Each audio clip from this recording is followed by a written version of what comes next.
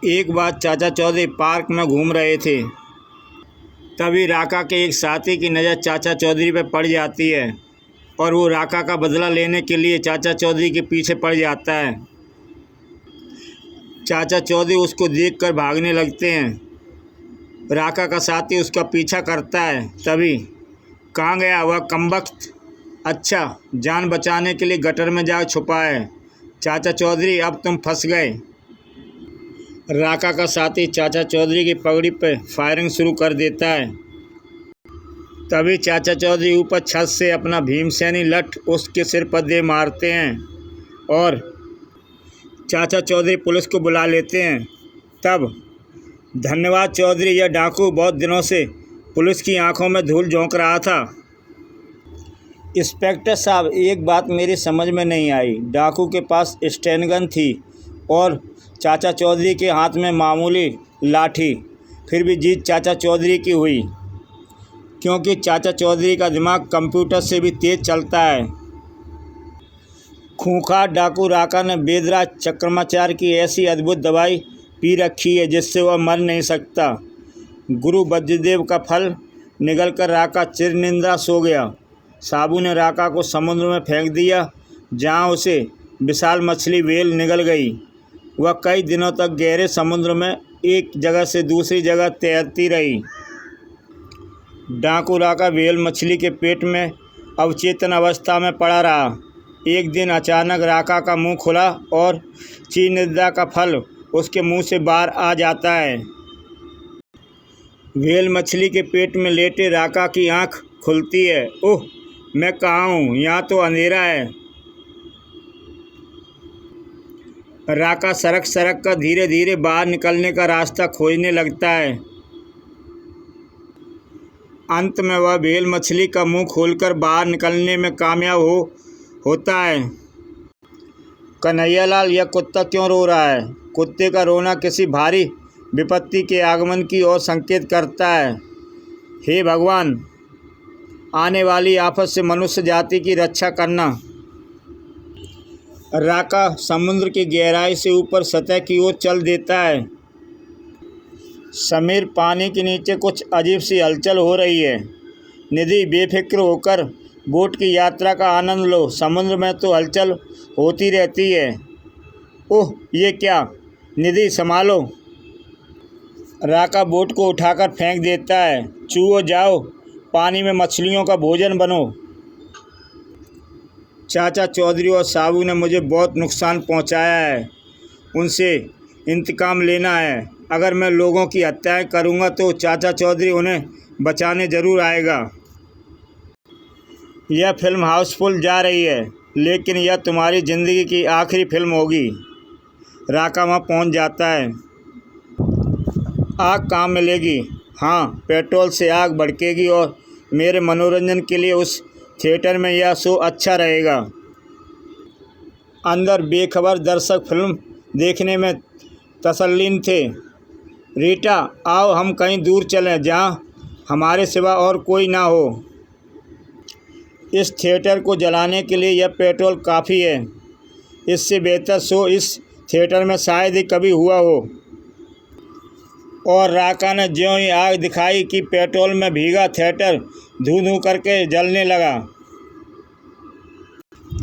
यह कोई फिल्मी दृश्य नहीं है, बल्कि ज़िंदगी की असली तस्वीर है। दर्शक जान बचाने के लिए भागे। तुम सबको मरना है। तुम अगर अंदर नहीं मर सके तो बाहर मरोगे। जिंदा बच निकले। यह राका को गवारा नहीं। राका खुद अपने ढंग की फिल्म बनाता है। तुम सब एक्टर हो और मैं तुम्हारा डायरेक्टर। बचाओ। दूसरे दिन चाचा चौधरी के निवास स्थान पर। चाचा जी, अखबार में ऐसी क्या खबर है कि लगता है जैसे एक ही सांस में सारे पृष्ठ चट कर जाओगे। साबू, जो कुछ खाना पीना हो खा लो और कमर कस कर तैयार हो जाओ। क्या शहर में कोई दंगल हो रहा है? नहीं, अखबार में लिखा है कि खूंखार राका लौट आया है। कल उसने एक सिनेमा के थिएटर में आग लगा दी। जिसमें 500 दर्शक जलकर राख हो गए। वह जालिम फिर तबाही मचाएगा, इसमें कोई शक नहीं। हमारे लिए वह एक चैलेंज बनकर खड़ा हो गया है। इस बार मैं कमबख्त को जान से ख़त्म कर दूंगा। काश हम ऐसा कर पाते। चक्रमाचार की दवाई हमारे आड़े आ जाती है। साबू, मुझे राका के पास ले चलो। फिर भी असहाय लोगों का खून होते हम नहीं देख सकते। रोकना ही होगा। चलिए चाचा जी, अगर हम कोई गाड़ी मिल जाती तो राका तक पहुंचना आसान हो जाता। सामने मुझे एक ट्रक खड़ा दिखाई दे रहा है। अगर वह हमें मिल जाए तो क्या कहना? अरे भाई लान सिंह, हमें राका तक पहुंचने के लिए तुम्हारा ट्रक चाहिए। चाचा जी, तो अड्डे वासे जान हाजिर है, पर एक ट्रक आगे नहीं जा सकता। क्यों? क्योंकि ट्रक के टायर में हवा नहीं है। टायर में हवा भरना हम पर छोड़ दो। साबू, ज़रा ट्रक के टायर में हवा भरना। और टायर में हवा भरनी शुरू हो गई। अरे अरे साबू, रुको। क्यों? चाचा जी तुसी रुको। टायर विच हवा कढ़ना मुश्किल नहीं। लो हुण हवा पूरी है। तुसी जिथे चाहो ट्रक ले जा सकते हो। चाचा चौधरी और साबू चल दिए। सच्चे बादशाह एनू जालिम राका नाल निपटन वास्ते शक्ति दियो। चाचा जी ज़रा स्पीड बढ़ाओ। सर, यह पुराना मुजरिम लगता है। राका, अपने आप को पुलिस के हवाले कर दो। ठीक है इंस्पेक्टर, लो। तेरी यह मजाल कि हमारे अफसर के साथ गुस्ताखी करे। धाएं। तुम ऐसे नहीं मानोगे। यह लो। राका गाड़ी में आग लगा देता है, लेकिन तब तक देर हो चुकी थी। आग की लपटों ने जीप को जकड़ लिया था। पुलिस वाला जीप को भगा पाता उससे पहले ही आग ने गाड़ी को अपने चपेट में ले लिया। सारा शहर जलाकर राख का ढेर कर दूंगा। इंतकाम। उधर चाचा चौधरी और साबू बड़े चले आ रहे थे। आगे वही शहर है जहाँ राका ने कोहराम मचा रखा है। सामने प्रोफेसर गोडबोले आ रहे हैं। वह मेरे मित्र हैं। वह इसी शहर के निवासी हैं और प्रसिद्ध वैज्ञानिक हैं। वह शायद बताएं कि राका शहर के किस हिस्से में होगा। प्रोफेसर गोडबोले, हम राका से निपटने आए हैं। चाचा चौधरी, राका बेशुमार हत्याएं कर रहा है। अगर उसे रोका ना गया तो 2-4 दिन में ही खूबसूरत शहर शमशान बन जाएगा। मैंने एक नई चीज़ का आविष्कार किया है, उसे देखते जाओ। मित्र, फिर कभी। हम जितनी ज़्यादा देर करेंगे राका उतने समय में कई और निर्दोष व्यक्तियों की जान ले लेगा। लेकिन मेरा आविष्कार राका के खिलाफ काम आएगा। तुम जानते हो कि राका की मर नहीं सकता।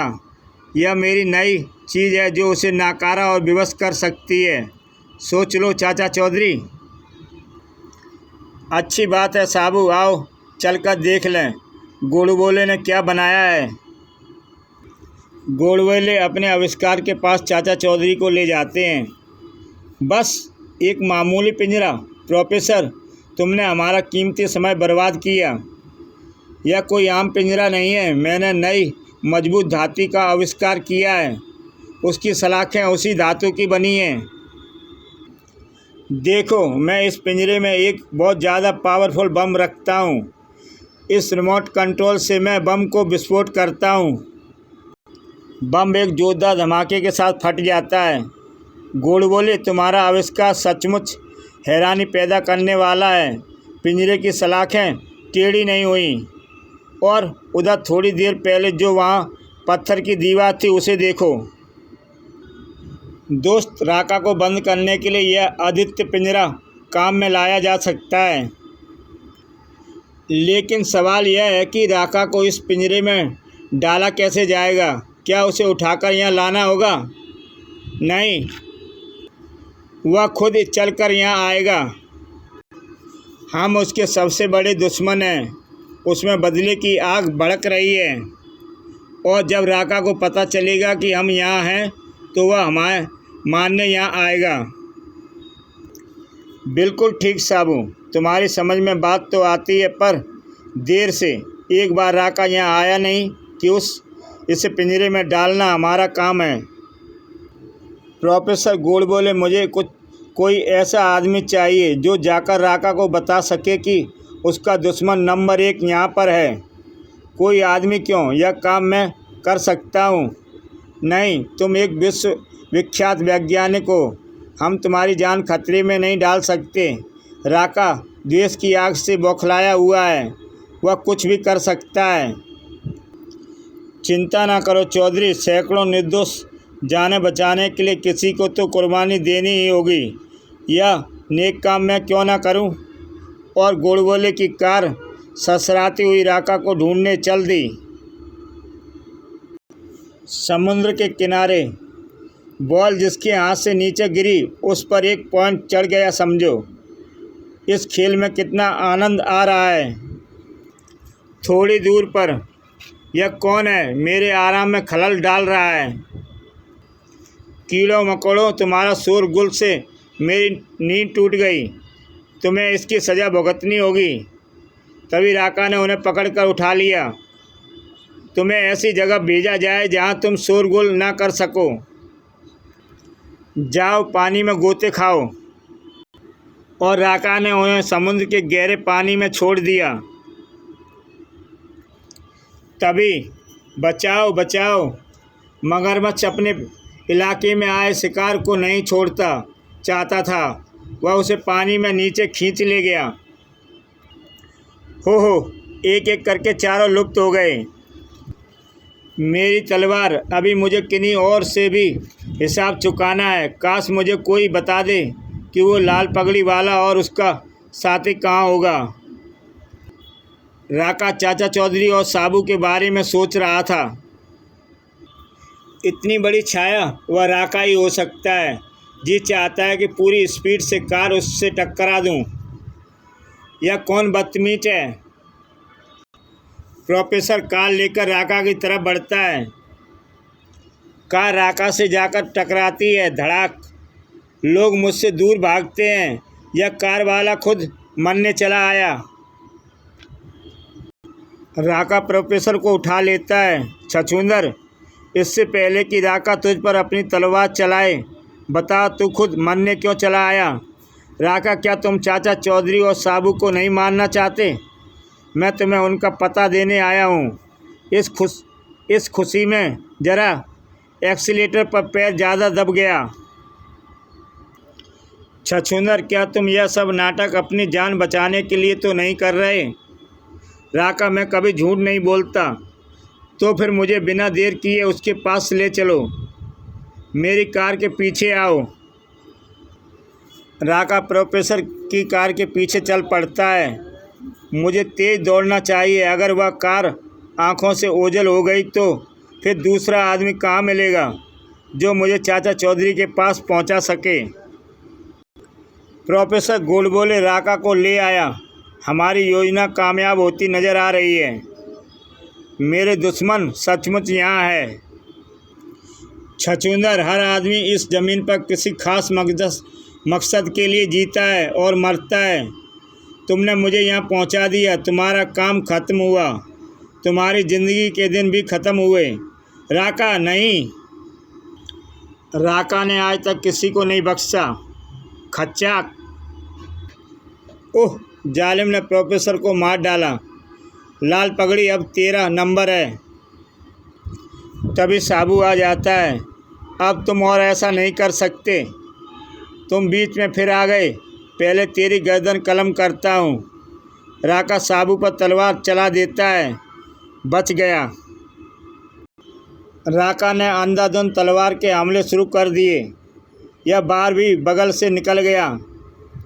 ओह, अगर मैं एकदम बैठता ना तो तलवार मेरे सिर के आर पार हो जाती। साबू, उसको हथियार से वंचित करो। अब की बात तुम्हारा सिर धड़ से अलग समझो। बस काफ़ी हुआ। धड़ाक। ओह। साबू राका पर घूंसों की वर्षा शुरू कर देता है। यह क्या कर रहे हो। तुम्हारे लिए एक महल बनाया है जहाँपना। को वहाँ भेजने की तैयारी है। साबू, पिंजरे का दरवाज़ा खुला है, इसे अंदर फेंको। शाहजहाँ आलम, जाइए वहाँ तशरीफ़ रखिए, आपकी जगह वहाँ है। मैं इन सलाखों को तोड़ दूँगा, तुम इन्हें टेढ़ा भी नहीं कर सकते। यह पिंजरे एक ऐसी धातु से प्रोफेसर ने बनाया है जिसे कोई भी तोड़ नहीं सकता। तभी वहाँ जनता की भीड़ आ जाती है। मारो मारो मच्छरों, मैं बाहर निकल कर तुम सबको देख लूँगा। सिपाही दूनीचंद, तुम्हारा काम है यह पहरा देना ताकि कोई इस पिंजरे को खोल ना सके। आप बेफिक्र रहें। साबू चाचा चौधरी से कहता है, चलो एक समस्या तो हल हुई, सिर्फ थोड़े समय के लिए। क्या मतलब? क्या यह सच नहीं कि राका अद्भुत धातु के बने पिंजरे को नहीं तोड़ सकता? यह सच है, मगर वह ताला तो उस धातु का नहीं बना। सवाल यह है कि यह बात कब राका की खोपड़ी में आती है। तो फिर हमें क्या करना होगा? वह दरिंदा तो पिंजरे से निकलते ही मारकाट शुरू कर देगा। हमें एक बार फिर वेदराज के गुरु वज्रदेव के पास जाना होगा, वे कोई उपाय बताएंगे। चाचा चौधरी और साबू हिमालय के घने जंगलों की तरफ चल दिए। गुरु वज्रदेव के पास गए बगैर यह समस्या हल नहीं होगी। दो चोट चाचा चौधरी के घर के पास। बोगन, चाचा चौधरी और साबू दोनों बाहर हैं। अकेली औरत को लूटना आसान नहीं तो और क्या है। चोर इलाकों में यह बात मशहूर है कि जब चाचा चौधरी घर नहीं होता तब उसका घर ज़्यादा सुरक्षित होता है। बोगन, तू बड़ा डरपोक है, बाहर खड़ा होकर देखता रहे कि कोई अंदर ना आए। मैं भीतर जाकर माल लाता हूँ। सब्जी तो बन गई, पता नहीं वे लोग कब घर लौटेंगे। औरत, तुम्हें जिनका इंतजार था वह आ गया, जल्दी बताओ सारी नकदी व कीमती जेवरात कहाँ रखे हैं। वे सब अलमारी में तुम्हें मिलेंगे।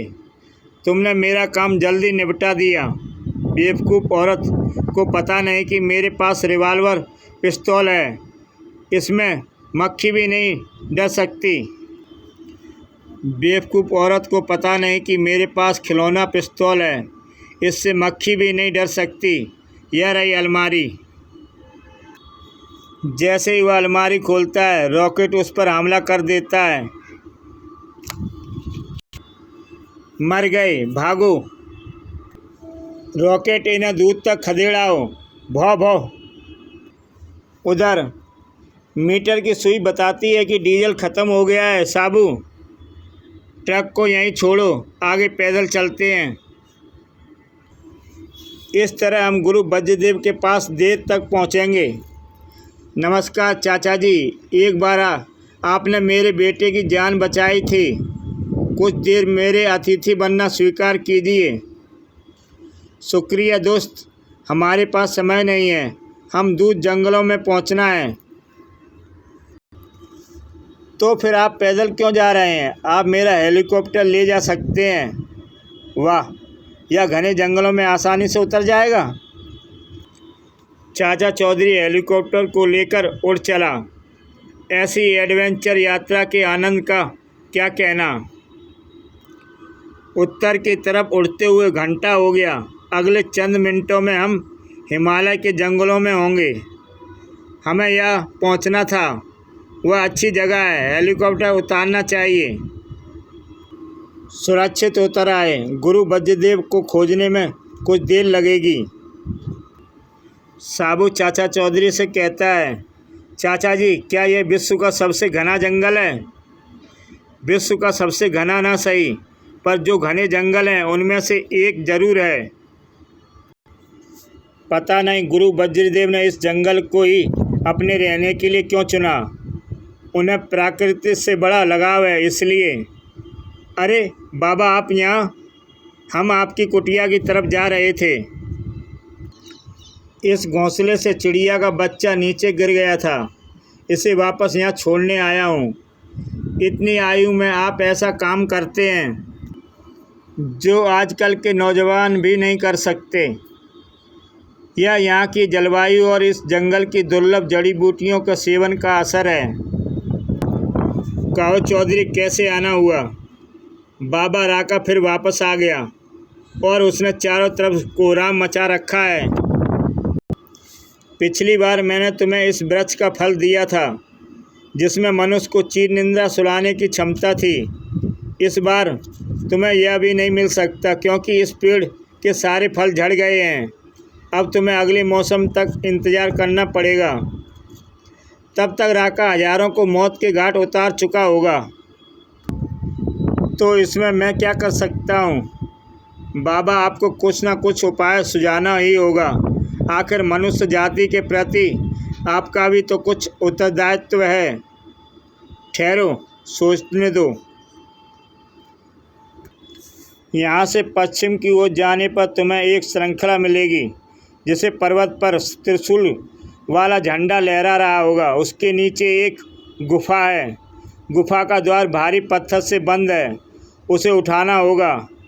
अंदर जाने के एक महिला मिलेगी, नाम है सनखो। वह मेरी नानी है। वह तुम्हारी मदद करेगी। हो बाबा, पिछली बार तुमने अपनी उम्र 1000 से ऊपर बताई थी।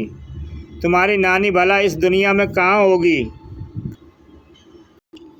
साबू, यहाँ की चमत्कारी जड़ी बूटियाँ ने इन लोगों की दीर्घायु प्रदान की है। बाबा, माफ़ कर दो। हम त्रिशूल वाले पर्वत पर सनखो नानी के पास जाएंगे। एक बात याद रखना, सनखो अद्भुत जादूगरनी है, थोड़ी गुस्सैल भी है, इसलिए तुम्हारा साथी वहाँ कोई गुस्ताखी ना करे। और वे पश्चिम की ओर चल पड़े। यह जंगल में रहने वाले भी बड़े रहस्यमय लोग हैं। काफ़ी समय तक उड़ते रहने के बाद वे पर्वत श्रृंखला के ऊपर पहुँचे और वह रहा त्रिशूल वाला झंडा। बस हमें यहीं उतरना है। आओ, अब हमें गुफा ढूंढनी है। जल्दी। वह रही गुफा जिसका द्वार पत्थर से ढका है। साबू, इसे उठाना तुम्हारा काम। ओह, काफ़ी भारी है। लो चाचा जी, आप अंदर जा सकते हैं। संभल कर साबू, गुफा का द्वार तुम्हें छोटा पड़ेगा पर अंदर गुफा काफ़ी बड़ी है। सनखो नानी, क्यों, तुम हारने वाली हो इसलिए? नहीं, अभी जो हवा आई उसमें आदमी की गंध थी। कोई यहाँ घुस आया है। जादुई रस्सियाँ, जाओ घुसपैठियों को बांध कर लाओ। उसने हवा में जादुई छड़ी घुमाई। ओह, ये क्या? चाचा चौधरी और साबू रस्सियों में जकड़े जाते हैं। इससे पहले कि चाचा चौधरी और साबू कुछ सोच पाते, वे खिंचे चले गए। इससे पहले कि मैं तुम्हें सजा दूं, बताओ तुम कौन हो और यहाँ चोरी से क्यों घुसे हो? मैं चाहूँ तो इन रस्सियों को तोड़ सकता हूँ। हाँ, बताओ। नहीं साबू, धैर्य से काम लो। गुरु बज्जीदेव ने हमें यहाँ भेजा है। ओह, मेरे नाती बज्जू ने, तब तो तुम हमारे मेहमान हो। जादुई रस्सियाँ, इनके बंधन खोल दो। सनखो नानी ने फिर छड़ी घुमाई। हम आज़ाद हो गए। अब हम तुम्हें यहाँ आने का मकसद बताते हैं। अभी नहीं, दूर से आए हो, पहले भोजन कर लो। सचमुच यह मेरी पसंद का खाना है। बताओ, मेरे नाती बज्जू ने, उसे देखे कई साल हो गए, अब यह कमज़ोर हो गया होगा। सनखो नानी ने चाचा चौधरी से अपने बज्जू की खोज खबर लेनी चाहिए। बिल्कुल नहीं, गुरु बज्जीदेव हमें पेड़ पर चढ़े हुए मिले थे। उनमें अब भी नौजवान वाली शक्ति है। अब इतने दूर आने का मकसद बताओ। राका एक बेरहम डाकू है। उसने ना मरने वाली औषधि पी रखी है। वह लोगों पर अत्याचार कर रहा है। हमने किसी तरह उसे एक पिंजरे में बंद किया है, पर वह किसी वक्त भी ताला तोड़कर बाहर आ सकता है। नानी माँ, हमारी मदद करो। देखो, जादू की भी अपनी सीमाएं हैं। कुदरत के नियमों को वह तोड़ नहीं सकता, इसलिए मेरे जादू भी राका की जान नहीं ले सकता। हाँ, एक उपाय है, यह बोतल ले जाओ और राका को इसमें बंद कर दो। जब तक इस बोतल का कार्क लगा रहेगा वह बाहर ना आ सकेगा। राका किसी चूहे का नाम नहीं, वह लंबा चौड़ा पहाड़ जैसा आदमी है। इतनी छोटी बोतल में वह कैसे आएगा? आओ चाचा जी चलें, यहाँ आकर मुझे निराशा हुई। ठहरो, यह देखते जाओ कि पहाड़ जैसा आदमी इतनी छोटी बोतल में कैसे आता है। सनको नानी जादू के इशारा करती हैं। तभी साबू हवा में उछलता है और उस बोतल की तरफ खींचने लगता है। ओह, अजीब बात। आओ, अब पता चला कि इतना बड़ा आदमी बोतल में कैसे आता है। अगर कार्क लगा दूं तो तुम बाकी की उम्र अंदर ही गुजारोगे। नहीं नानी माँ, ऐसा मत करना। मैं साबू की तरफ से माफ़ी मांगता हूँ। कोई बात नहीं बच्चा, मेरा नाती बज्जू भी बचपन में बहुत शैतान था। चलो बाहर निकलो। शुक्र है तुमने मेरा दम खुश्क कर दिया था। नानी हंसने लगती है। नानी माँ, एक बात बताओ, तुम्हारी उम्र कितनी होगी? फिर गुस्ताखी, जानता नहीं, औरतों की उम्र नहीं पूछते। अच्छा नानी, हम चलते हैं। उम्मीद है हम अपने मकसद में कामयाब होंगे। अगर राका का बाल भी अंदर चला गया तो बाकी का शरीर बोतल में अपने आप खींच लेगा। चाचा चौधरी और साबू वापस शहर की तरफ चल दिए। हेलीकॉप्टर के पंखे तेज हवा फेंक रहे हैं। उधर राका बैठा क्या सोच रहा है? यही कि बाकी की ज़िंदगी इस पिंजरे में कैसे बिताऊंगा। लेकिन राका किसी और सोच में था। पिंजरे पर लटकते ताले ने अचानक उसका ध्यान आकर्षित कर दिया। इसे मैं तोड़ सकता हूँ। खटाक, और ताला टूटकर अलग हो जाता है। अरे अरे अरे, क्या करते हो? ताला छोड़ दो, नहीं तो मैं गोली मार दूंगा।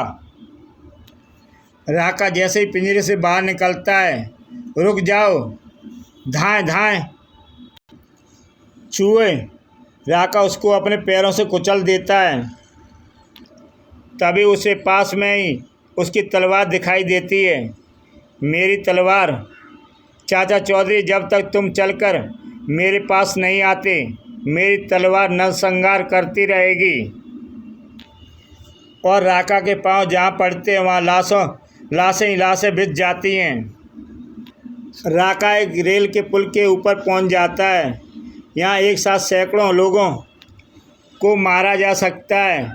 इस पुल पर से रेलवे लाइन गुजरती है। अगर मैं इसे तोड़ दूँ तो वृक्ष का यह तना पुल तोड़ने में काम आएगा। मजबूत हाथों ने तने से प्रहार करना शुरू कर दिया और पुल टूटना शुरू हो गया। धड़ाक, ट्रेन आती दिखाई दी और राका द्वारा तोड़े पुल से नीचे गिरने लगी। ओह, ये क्या? गाड़ी पुल से नीचे जा रही है। कूदो। और देखते ही देखते पूरी गाड़ी नदी में जा गिरी। माँ, शहर में एक जगह, रोमी, मैंने बर्थडे केक खरीद लिया है। मैंने साड़ी और कुछ कपड़े खरीदे हैं। तभी राका वहाँ आ जाता है। राका, वह सबको मार डालेगा, भागो। और जान बचाने के लिए भागदौड़ मच गई। राका मार काट मचाता हुआ आगे बढ़ने लगा। आह, मेरी बाजू। और वह एक कस्बे से दूसरे कस्बे सबको उजाड़ता चला गया। नीचे शहर जल रहा है। लगता है राका पिंजरे से आज़ाद हो गया। हाँ, वह रहा शैतान शहर के बाहर ही मिल गया। शायद अपना काम करके रुखसत हो रहा है। तभी राका की निगाह उन पर पड़ती है। नीचे उतरो कायरों, मुझसे कब तक छिपते रहोगे?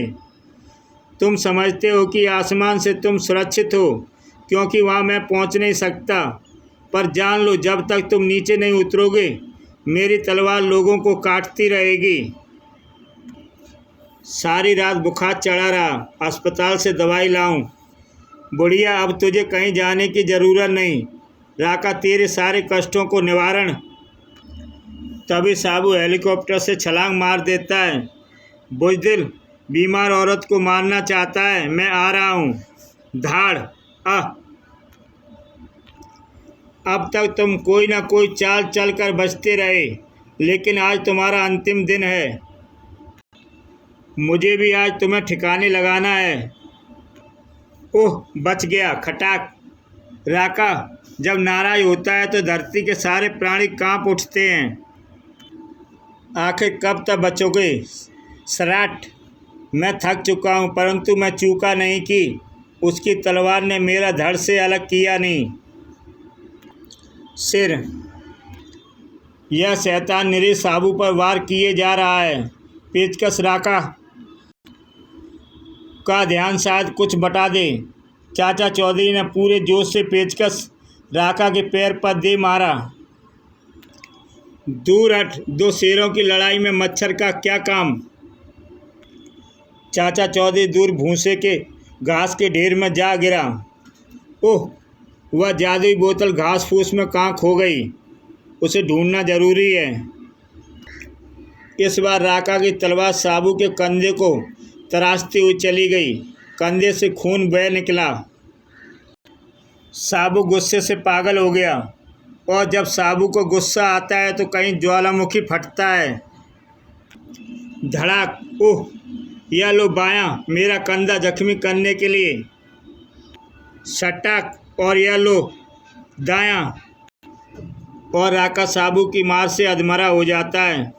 चाचा जी, बोतल लाओ, इस जंगली जानवर को बंद कर दें। चाचा चौधरी बोतल ढूंढने में लगा हुआ था। अरे, वह कमबख्त तो मिल नहीं रही।